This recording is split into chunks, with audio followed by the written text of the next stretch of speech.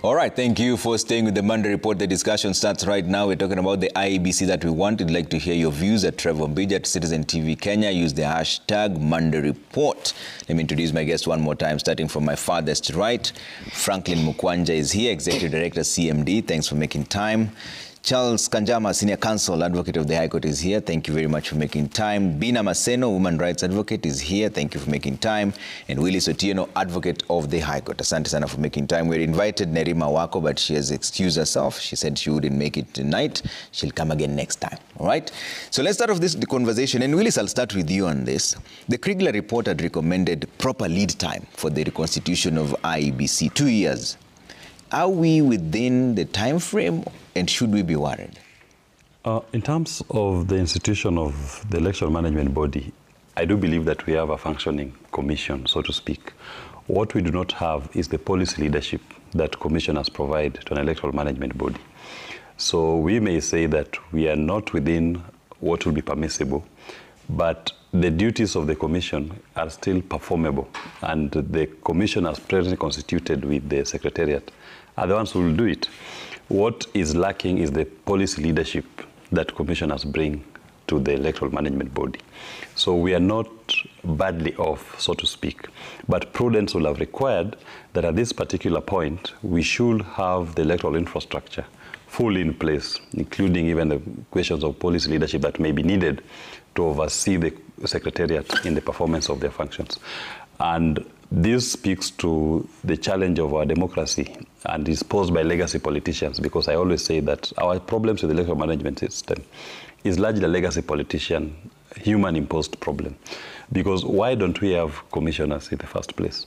It's because some of these politicians felt that the commissioners who were in office as at the time were not fit enough to be in office, and they were taken through a very rigorous political process that was humiliating, and they were forced to resign. Some, I think one of them was taken through a tribunal and removed from office. And thereafter, we saw the political fights to even control, not just the commission, but to control the selection panel, who is going to sit on that table that selects commissioners. We are not doing well, but we must put the blame squarely on who I call the legacy politicians in this country. Okay. Bina, are you concerned by the timelines that we're facing? I am. I'm concerned by the timelines because even as we talk about the vetting process that is currently happening, there's a lot that awaits the team that is going to be selected, you know, from the by-elections that are pending. You can imagine we have constituencies and wards that do not have a representative. And ideally, let's say when someone dies or so, you're supposed to have just 90 days and you have a by-election. So we have, you know, we have citizens who are not being represented. Yeah. And also, when you talk about voter registration, up until now, it's not open, yeah? When you talk about even the process for boundary delimitation, all these processes contribute to how we prepare for the next election. So I think, personally, I am concerned, and I'm hoping that this is going to be a very competitive process, where we are also selecting individuals who do not have integrity baggage. I think I was concerned last year when I read the perception survey that 1 in 4 people do not have trust in the IEBC. And I think if you contrast this with the voting trends, in 2013 we had 86% voter turnout. In 2017, we had 78% voter turnout. In 2022, we had 65% voter turnout. So already there are concerns, even from the citizens themselves, in terms of how this process is going to be handled and whether it will inspire public confidence. So I'm also watching keenly. So, Kanjama, are we concerned here about the timelines, or are we just crying wolf? Because we know, yes, we know that there are about 5 parliamentary positions that are pending by elections, almost 18 MCAs. We have Banisa, Magarini, Gunja, Baringo, County Senate, Malava. There are quite a number of them. But can we still turn this around and do a credible election, considering that this vetting is supposed to end on the 25th of April, but it was extended by a further 2 weeks? So it means we're heading into mid-May. The first thing is that we are already beyond the constitutional timeline in Article 88 and 89 of the Constitution regarding boundary delimitation. It was to happen between 8 and 12 years after the IEBC came into existence. They did think about whether to do it before the 2022 election, and they thought it will be too much of a challenge. So the timeline was by 2024. For you to know, Trevor, our experience as Kenyans after independence is we always add constituencies or electoral seats. Kenyans don't have the experience of losing constituencies. But the 2010 Constitution has been designed to give Kenyans that experience that they have in other mature democracies. If your county reduces its population, or its population falls below the quota provided in Article 89 of the Constitution. So you take the population of Kenya under the last census, because you have to take the census figures, which is, say, 48.6 million. You divide by 290 constituencies. Then you get the average population per constituency. Maybe it's about 167,000. So there's no constituency that should have more than 40% population above 167,000 or below 167,000. That is urban areas and sparsely populated areas. For other constituencies, it's 30%. So this boundary delimitation is meant to result in some counties losing constituencies and some counties gaining constituencies. This is a major thing because we've not experienced it before. So we are late by 12 months. And IEBC has to come into office, the commissioners, so that they can give the policy direction to this whole exercise. That is just one example of some of the areas where we have delay. In addition, of course, to the delay in the by-elections, the process of continuous voter registration always needs to have some boost when you have these exercises of grassroots voter registration. That is still delayed. The process of reviewing the laws and policies, which should always happen after the election, has been delayed. And not only Kriegler report, the Constitution itself says changing the electoral laws should happen more than a year before the elections. And we know that one of the problems IEBC had in 2022 was late decisions, even by the courts, affecting the process of procurement, affecting the process of organization of the elections. So we are actually behind schedule. And this is an issue of great concern. And the process of preparing for the next election should take 3-4 years, which means 1 year you are reviewing the outcome of the previous election, and then you take 3 or 4 years. So we are definitely behind schedule. It doesn't mean it's a crisis which you cannot resolve, so long as the commissioners are appointed and get into office sooner rather than later. But we do know already some opposition politicians are already concerned about the current process. Even before the final list is given. So exactly. We definitely know that will be a concern. And it will probably be, again, end up in litigation. And Mkwanja, to give us your view on, in terms of whether we are late or not, can the IEBC really turn around this perception of having an election that is not credible and gain back the trust of the people? If at this particular point, they're already being questioned before the list even comes out. There already people are saying that, no, there are some people who are being vetted here, they're allied to so-and-so, they're allied to so-and-so. How can they bring back that public trust? And do you believe that we are out of time, or can we still turn this around? I think, Trevor, in a hole, we may have stopped digging, but we have not, started the idea of jumping out of this hole. But I see the possibility of us beginning again to dig that hole deeper, because the expectation was that this selection panel would be conducting its business with the requisite political goodwill, because we adopted an extra-parliamentary process to try and negotiate a settlement. But as it is, you can hear from the conversation, and this is the folly of our country, that we're relying on temporary processes to actually deal with an independent institution. How we have imagined that the political class, whose interests shift quite often would remain consistent, because if you look at all the people complaining, at the time of the NADCO process, Mother Karua held totally different views from Kalonzo Musyoka, who was chairing, the NADCO process. And then, of course, they were on the same side. But now it looks like the shifting. As long as we have this interest in forming and using such temporary measures to try and address the challenge, we will end up in the same problem. But my concern is that we're just not limiting ourselves to the troubles in IEBC. As a governance, democratic governance student, I know that bad leadership is painful. But I think the death of democratic norms is actually fatal, and this may prove even more difficult for us going into the future. If you look at other EMBs, we have thrown challenges at the judiciary. We have now begun seeing some very critical EMBs, like the National Police Service, behaving in a manner that is, unlike the office. A whole Inspector General of Police showing up in a political rally and not just speaking, but addressing it in the mother tongue.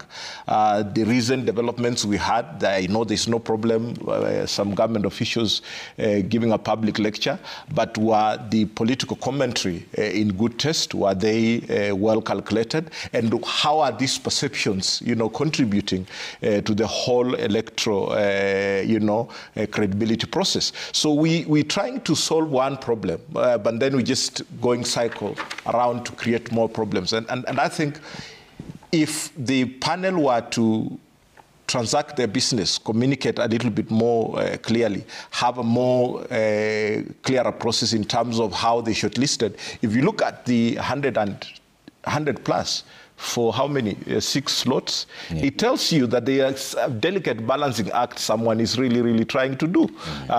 Some of those candidates, whether, and they have been picked out, some have been called state candidates, some have been questioned because of their political orientations as recent as the 2022 general elections. Yeah. It begins to send some not very good vibes. Okay. And as long as we do not have the confidence in the selection panel, whoever arrives there already has the credibility baggage.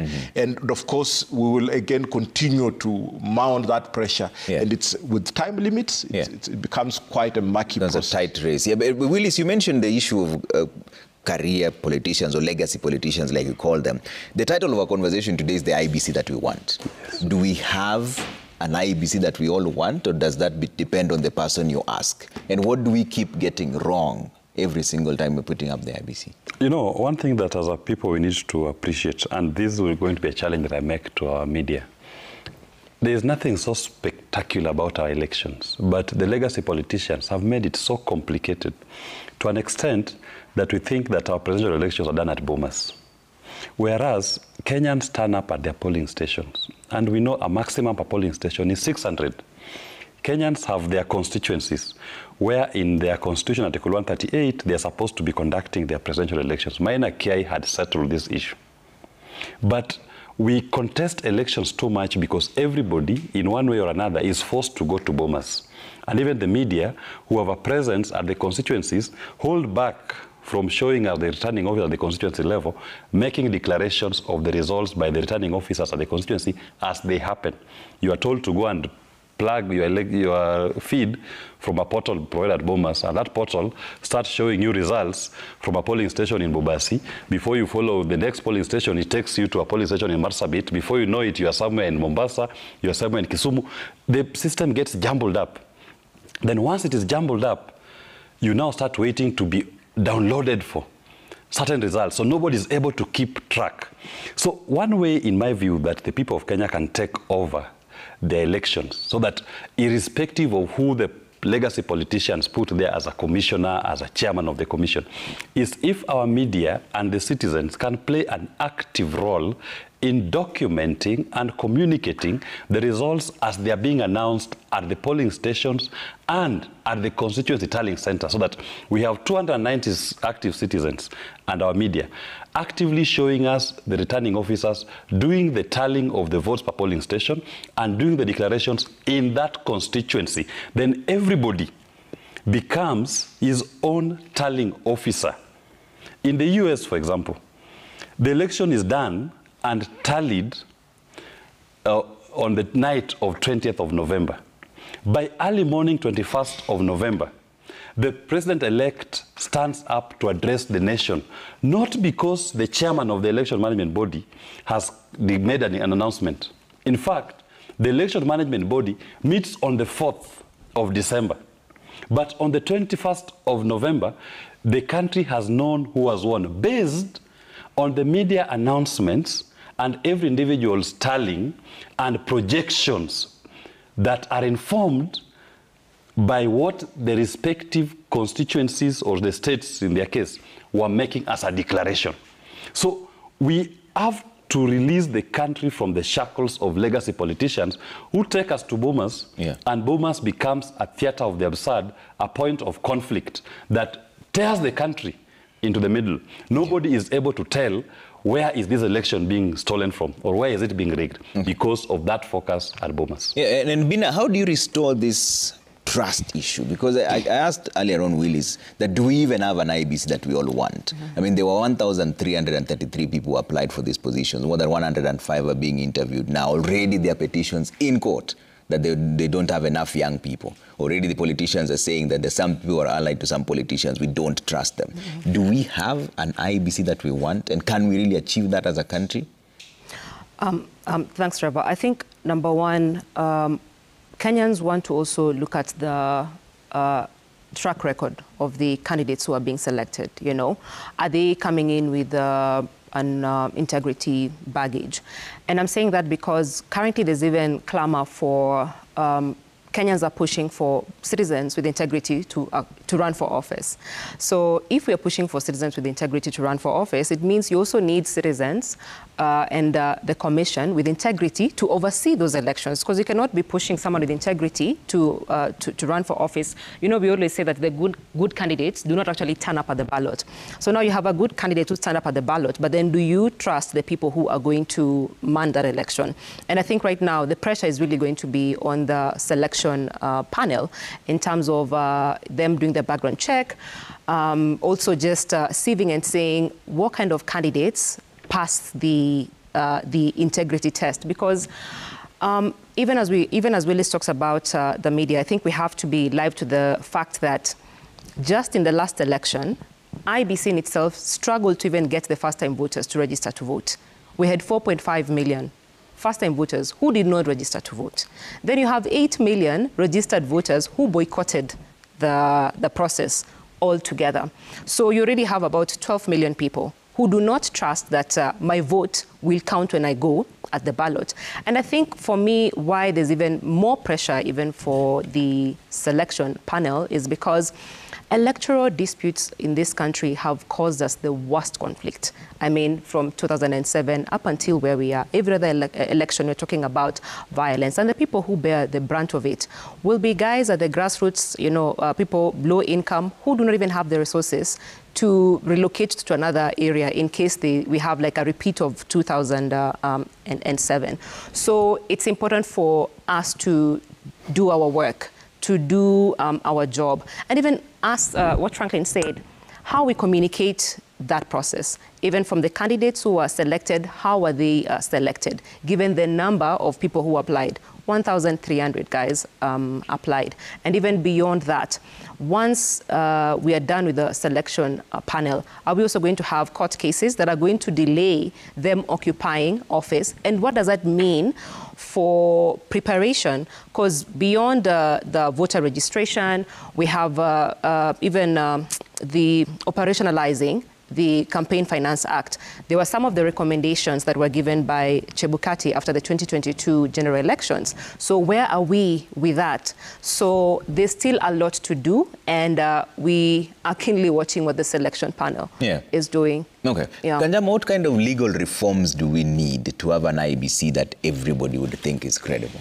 Because we've tried to make reforms, but somehow we still end up at the same place. And at the final end of it, it's mostly the courts that then decide who has won this election.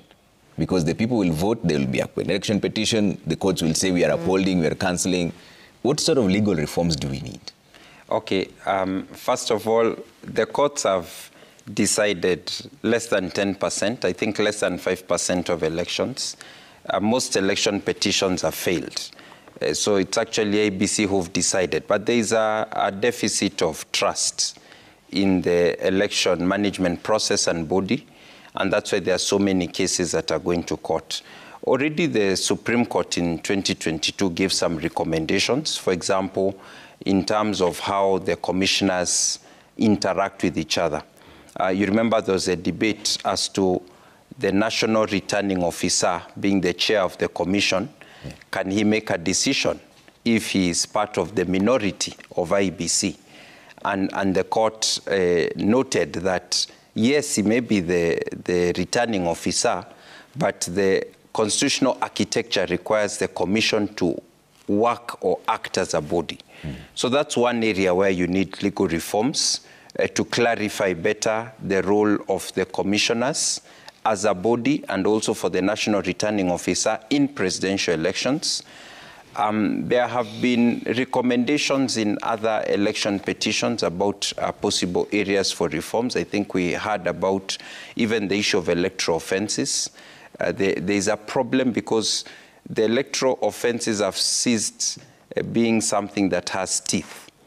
And it's very difficult to disqualify a candidate because they have to commit an electoral offense, be charged in a criminal court, be convicted, they appeal, the conviction is upheld. So it's not working very well, the Election Offences Act. There is going to be need for some change there. We also know that technology has been having some failures, and there has to be reforms in the area of what happens when there are technology failures. And we are now getting into the age of AI. So the Elections Act already recognizes the importance of an electronic voter system with biometric voter registration or identification, electronic voter identification, and electronic transmission of results. So there has to be a review of how well is that architecture working, what do you do when the system fails. We had challenges in the last elections where because of natural disasters or those kind of issues, in some areas elections were postponed by 1 day or 2 days during the general elections. So again, there is need for greater clarity. The Elections Act says the IEBC can postpone. It's not clear what amount of elections can be postponed. Can you declare a governor or a president when there has been maybe 3% or 5% of electoral areas have not voted yet? So there are a number of areas where there is need for electoral reform. I think another very critical area has been, there has been a proliferation in pre-electoral litigation. And this pre-electoral litigation ends literally the day before elections. You have judges sitting and giving very significant judgments, even 1 or 2 days before elections. In 2022, IEBC had to very quickly change, and they had already trained their polling officials the way they manage some aspects of the elections because of decisions that were made very close to the election. So there has to be some reforms there, so that only the very critical cases, maybe in the last 2 weeks before election, maybe they should be centralized in one court, so that you don't have judicial officers all over the country giving sometimes even possibly apparently contradictory decisions or inconsistent, and then someone rushing to the Court of Appeal with 24 hours to go. So there are a number of areas where electoral reforms are needed, and definitely the parliamentarians, the MPs and the senators have to sit down and discuss with IEBC. IEBC have to come with their own package, engage the Law Reform, Kenya Law Reform Commission, the AG's office, and come up with that package of reforms. Okay. Then, of course, there is the ones I was talking about that relate to boundary delimitation. And what do you do when, like now, the whole of Northeastern, there's a judgment that has said the census results have been quashed, do a new census, and yet we need these census results for boundary delimitation. What do you do in this situation? Can IEBC wait until a new census is done, a new litigation is done? Can they rely on estimate figures? So all these are areas where there is legal reform required, and that is one of the highest priority issues the moment the commissioners are appointed into office. Okay. Mukwanja, what do we do now? We are here already. We know in 2027 there's an election coming. We know there's a selection panel happening now. We know there's already questions about it. What do we do from here? I think several things, but let me just comment on what Senior Counsel was talking about. I think the mother of all electoral reforms that we require in this country is to revisit the conversation of our electoral system design and ask ourselves whether in the long run, looking at our political culture as a country, whether first past the post, including the entrenchment of the 50+1 to try and make sure that the candidate winning at the presidential level, because the rest of the seats remain simple majority, whether actually first past the post is our ideal electoral system design that we want to go into the future.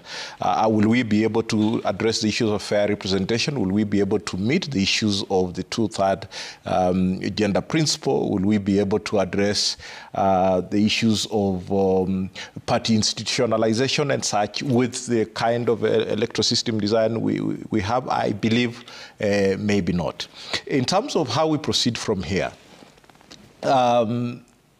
first is I think the selection panel needs to come out more, because the crisis of IEBC is a crisis of public perception. And for a long time, we've seen that the IEBC has really struggled in terms of its strategic public communication. And I see that kind of becoming a disease with the selection panel, and they need to be more tactical around how they are communicating, the process that they are going through.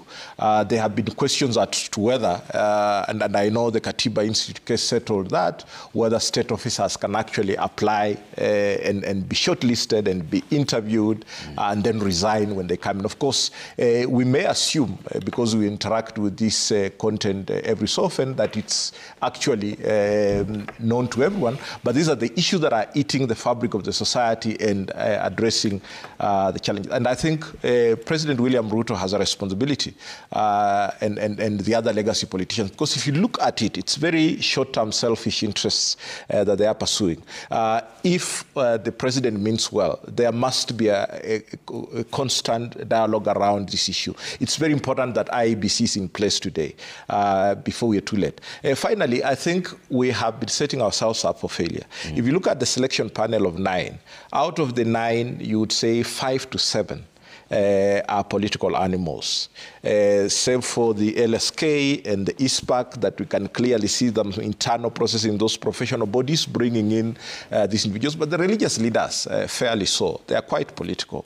And then you have 2 coming from the Parliamentary Service Commission, and we already have question marks on Professor Adam Zolo and his political orientation. We have just recently realized that, Linda Kiome was a running mate in Meru and has again been picked on a UDA ticket and has been picked to be deputy governor, waiting. And you wonder, what was the hurry to name the vice chair of the selection panel, in such a position? Would they not wait to go through? So do we need to tighten the noose a bit, even on the Parliamentary Service Commission, so that these nominees are also not outrightly politically biased to the level that when they come to the selection panel, you begin to clearly see that one is sitting in for these particular interests. And then finally is, we're already beginning to see that there have been stories around, shortlisting and all this.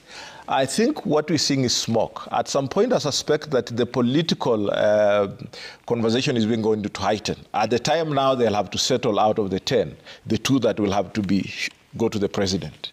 And also agreeing on the 6 out of, the 100+ I've interviewed. You're going to hear a lot of stories, and you guys are very clever at smoking out these, different perspectives. And I think we have deliberately set ourselves up for failure. Election is a political process, but we need to quickly review and evaluate this kind of selection panel. We tried the religious, leaders that was nominated under the Kiraitu Orengo, reforms that brought in the heavily religious, selection panel. And then we have this one that has expanded a bit the political representation. And also we have a bit of the professional bodies coming in. We need to evaluate and see so that we do not wait again in 2022 31 and begin to ask ourselves, where did the rain start beating us? Is this selection panel working well? What are the challenges? I foresee challenges in terms of some other voices coming out and saying we were, I'm twisted. That was not the top candidate and all this. And clearly, because these are political animals that we have trusted with a merit job.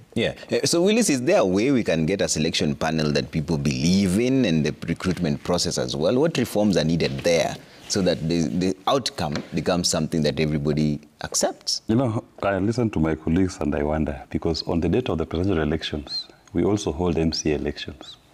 I don't think there's any Kenyan today sitting at his home who is saying, I'm holding it against the IEBC, or now he's going to conduct my MCA elections.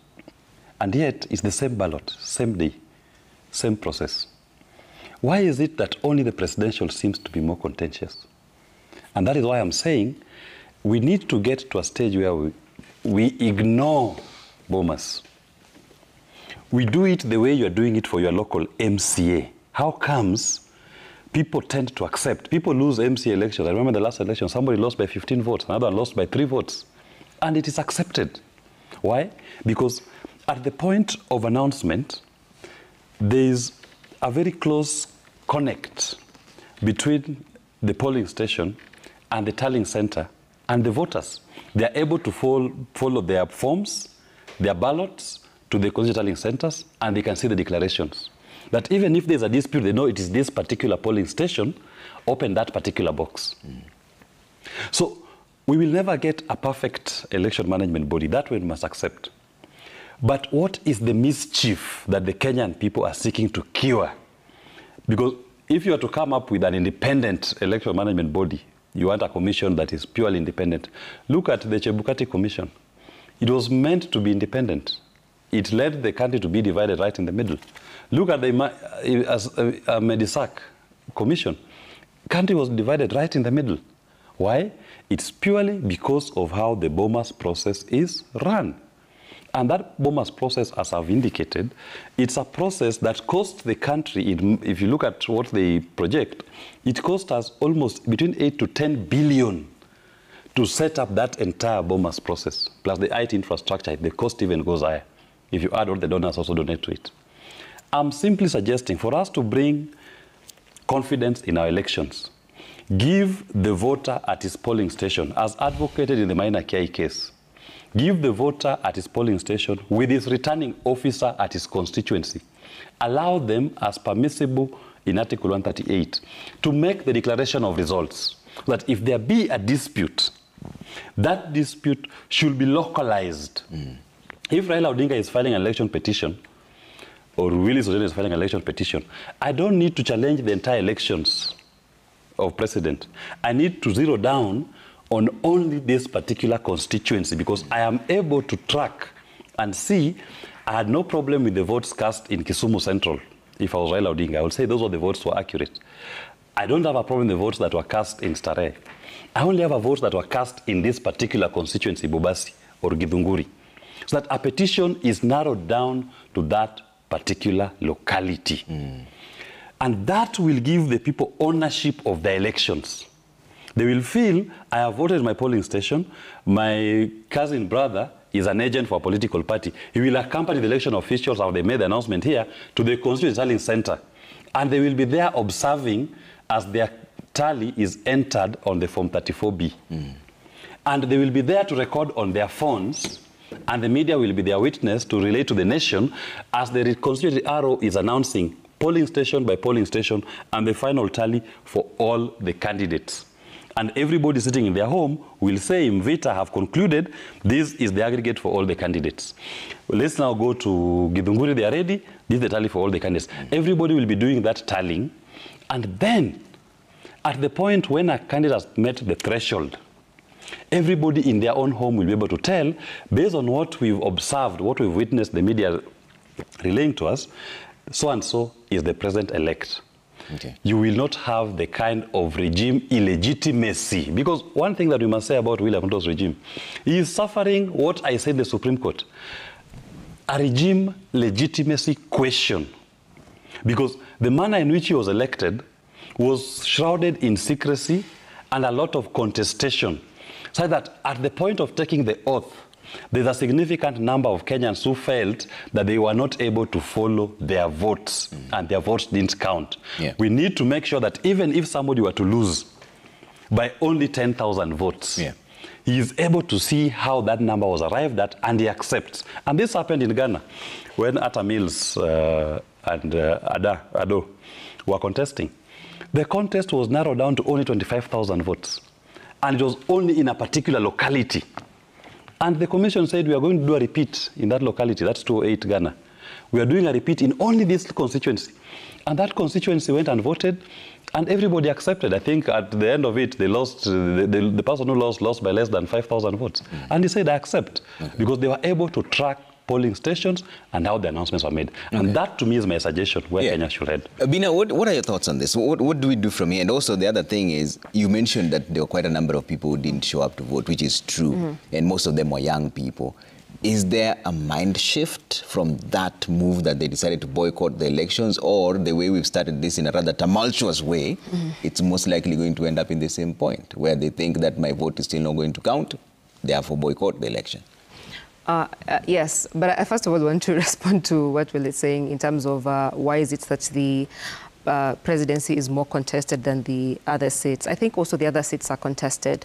It's just that even the visibility, because as someone who works at the grassroots, even in this particular election, there were so many guys at the constituency level and at the MCA level who actually petitioned, you know, from all the way from the nomination process. I think it was also the first time I was able to go to political parties' tribunal during the nomination to oversee that process for some of the candidates who participated. But you can imagine if you're talking about MCA seats across the country, we have 1,450 seats. So you may not actually have the bandwidth of visibility for all those candidates. But also, I mean, when you look at this country, the presidency holds the greatest concentration of power, of influence, of resources. Look at the key appointments. Look at commanding the military, you know. So I think that's why, you know, there are very, very high stakes on who becomes the president in this country. Do they even reflect the diversity? We've seen key appointments going to their cronies and people who are loyal to them during elections, and it's not even based on meritocracy. It's not even based on integrity. It's not even based on their experience, you know, but more of rewarding them for supporting him in the election. And I think even when it comes to this country, where it's the winner who takes it all, because I mean, our system is not the parliamentary system where, you know, power can be shared. But if you look at our system, it is the single person who literally decides what they're going to do once they have occupied office. And I think that is very, very key, because it is how we find ourselves, where we find ourselves, where most young people right now are active in terms of civic engagement. We are also seeing it's not even just up to the NGO actors who are spreading even political education right now. You see, there's diversity in terms of the actors who are spreading civic education. And I think that's a very, very beautiful thing. There's also clamor to have more young people, to have guys with integrity run and occupy political office. Even guys who never used to know their MP in the last election. And I think, personally, in the last election, while we're even conducting the voter education initiatives, people were saying, I'm not going to go and vote because it's the same actors on the ballot. But ideally, what they were saying is, I've seen the same presidential candidates on the ballot. I'm not going to turn up and vote. While we have other positions from the member of county assembly to the MP to the woman representative senator who affect the quality of your life, especially when it comes to attainment of Article 43, whether it's access to good health, access to good sanitation, security, quality, education, all the things we're struggling with right now, even with the conversation with Shah. And whether, you know, I mean, even today I was in a meeting where we're talking about the hunger crisis in this particular country. So I'm glad that young people especially are articulating the issues that are at the core of what good leadership should be able to provide. And I'm also glad that we also have institutions that are already currently preparing the people who want to run for political office, and they're investing in the ecosystem around them to ensure that they actually turn up and effectively run for political office. So if all that is happening, the least we are demanding is for an electoral management body that is going to be free and fair, because EMBs are the cornerstone when it comes to credible elections. Right. So that's what guys are demanding at the bare minimum. All right, Kanjama, I'll come to you shortly. Let me bring up some feedback. There's a lot of it coming through at Trevor Mbija at Citizen TV Kenya. Use the hashtag Monday Report. Let's see how many you can read and see what your comments are and your concerns. Hope Adero says transparency, trust and predictability are the missing links in electoral governance system. Until we allow robust and tamper-proof technology to be impartial nervous system fixing the loopholes, the door will remain open to corrupt maneuvers by the compromised. Okay? Yantike Chester says technology is good as those who use it, vis-a-vis IEBC Kenya and electoral management in general, and as such, it should interest us to know that marbles, that's Bano, have been used to elect leaders in the Gambia, and the method has stood the test of time. Okay? Gabi says IEBC challenge over the years is serious trust deficit. When the selection panel shortlists people with questionable credibility and integrity issues for interviews, it automatically starts the journey on the wrong footing. Sir Nixon says, I want an IEBC that's totally independent, that's not subjected to the control of the government of the day or any political party or any other body, and acts impartially and professionally towards all political parties. Also, who is IEBC's watchdog? IEBC is constantly in a legal mess. Okay? So, Kanjama, this is the other conversation that we're having, and Kwanja brought it up, that we're constantly setting ourselves up for failure. IEBC went to Parliament and requested for 61.7 billion shillings, which they did not get. It was 20 billion shillings more than the last election. Is that where the problem starts? That if they do not have enough resources, then there's not enough civil activation, there's not enough civil teachings and education, and then the technology that they said is obsolete in the last 10 years. Is that where we start to mess up ourselves? Kenya's election is one of the most expensive per person in the world. In the developed country, the developed countries, they don't spend as much as we do. Our ballot papers is like printing currency. Yeah. In some places, like in the US, they even print ballot papers using an ordinary printer. They are very devolved. You find the ward is printing the ballot papers for that ward. I'm not saying we go that direction, but I think we've also gone too far in the other side, where we don't trust anyone. We did see Nigeria, they set up a very sophisticated election system, just like ours, with biometric voter registration, electronic transmission of results, electronic voter identification on voting day, and their system deliberately collapsed. Some people deliberately made the system collapse. So I began wondering whether it's an African problem, that even as we invest more in the election management system, there are some people who have a crookish intention who deliberately undermine the system. And maybe that is one of the reasons why IEBC keeps asking for more and more money. I don't know whether it's sustainable for a country like ours to always have such high budget for IEBC. They need to have creativity in the way they run the elections. I would not fault the government for saying 60 billion is a bit on the higher side for the electoral process. Although I also think that they have a responsibility for interrogating and appreciating why IEBC is asking for these funds. What I would like to say, Trevor, as a broad answer to your question, is that if we focus very closely on IEBC and we ignore the other actors in the electoral process, we'll be doing a failure to ourselves and to Kenyans, because the IEBC alone cannot deliver successful elections. They need a parliament that is able to give them the funds they need. A parliament also oversights IEBC just as it oversights other commissions. The other constitutional bodies, Auditor General, Control of Budget, they all oversight one another and the constitutional process. We need a judiciary that is able to support the electoral process. They are an important stakeholder.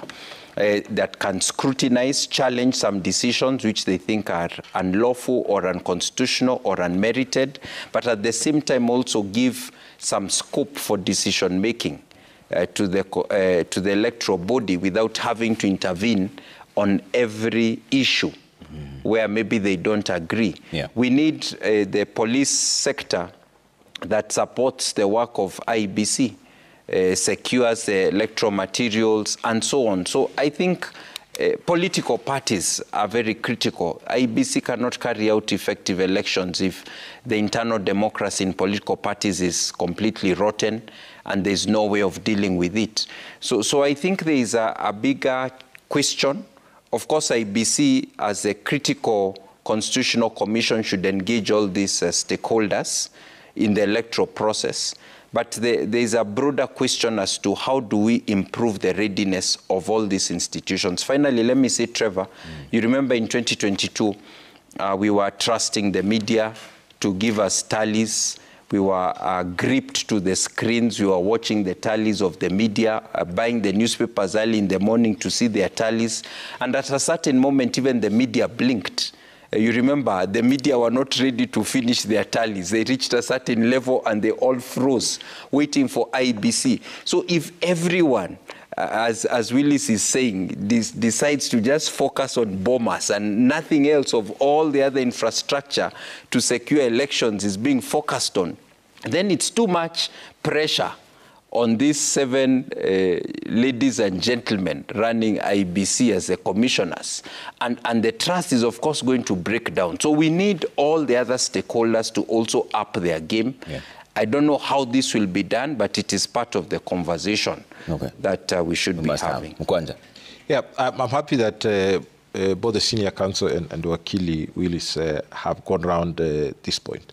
We have a bigger problem. Our eyes now are focused on IEBC, but if you look at other EMBs, it is clear that there's a level, and I'm not afraid to say this, I think there's a level of politicization of the security apparatus that may lead us into danger. There is a level of intimidation toward the judiciary that is not to the comfort. And at the time that we require these independent institutions, you saw at the height of Gen Z how the numbers that were being given by the Kenya National Commission on Human Rights were being dismissed, and the other what other people consider as official statistics, being given. And as long as we do not cast the net wider and say we have to protect the electoral ecosystem, then we'll be in trouble. Our political culture, Trevor, is broken.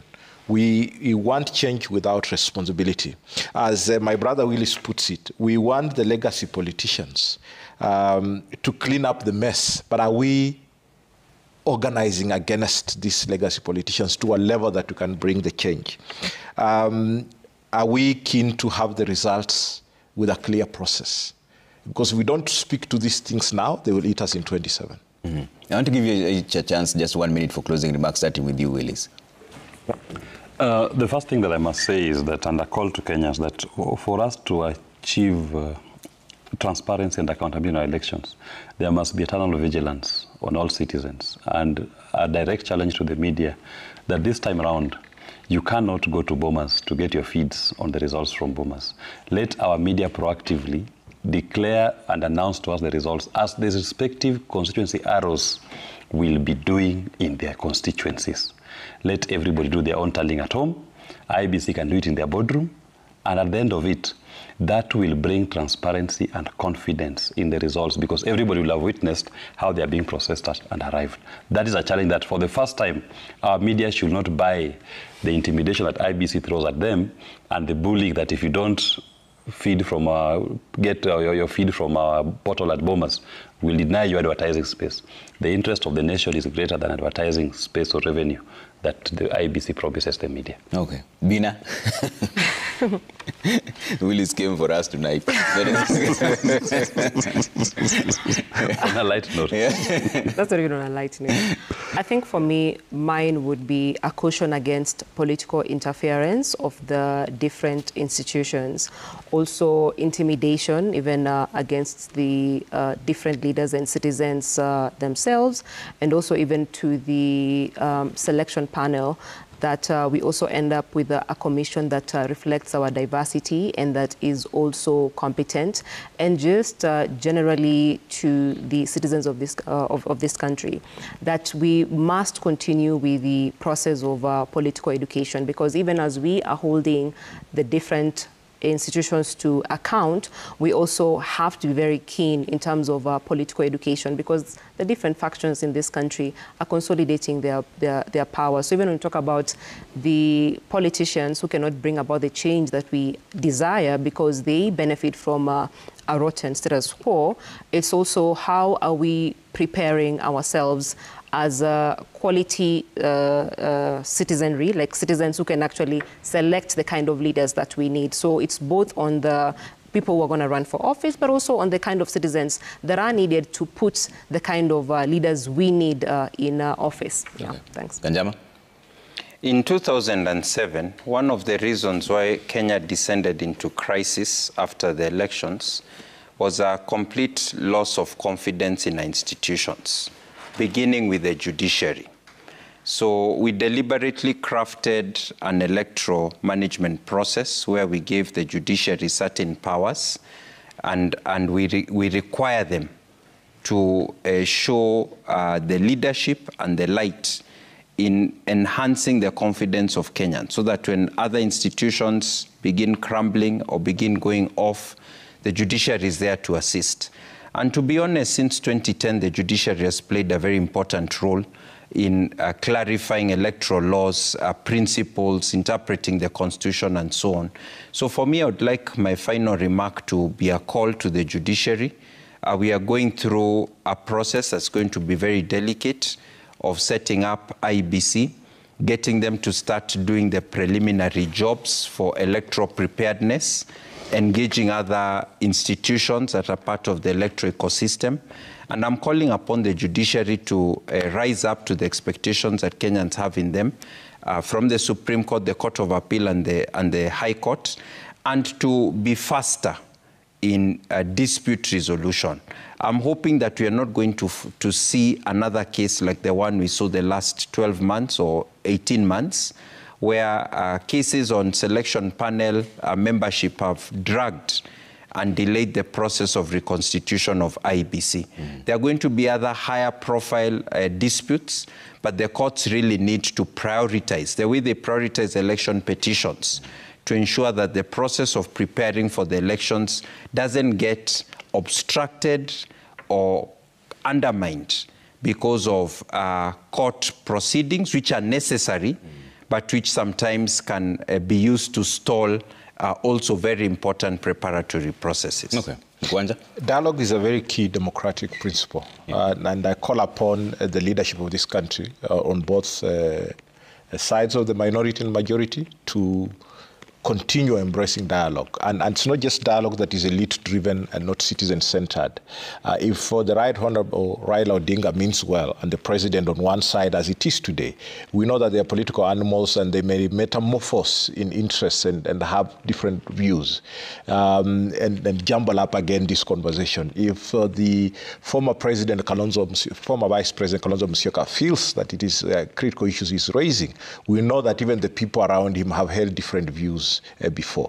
We need an honest, inclusive, continuous, sustained dialogue as a country to be able to build a democracy. All right. Thank you so much for making time. Franklin Mkwanja, Executive Director, CMD, Willis Otieno, Advocate of the High Court, Bina Maseno, Women Rights Advocate, and Senior Counsel Charles Kanjama, Advocate of the High Court. Thank you all for making time tonight. We're talking about the IEBC that we want, right? That's why we leave it. Thank you so much for all the feedback that you sent through. On behalf of everyone who made this possible, we say good night and God bless.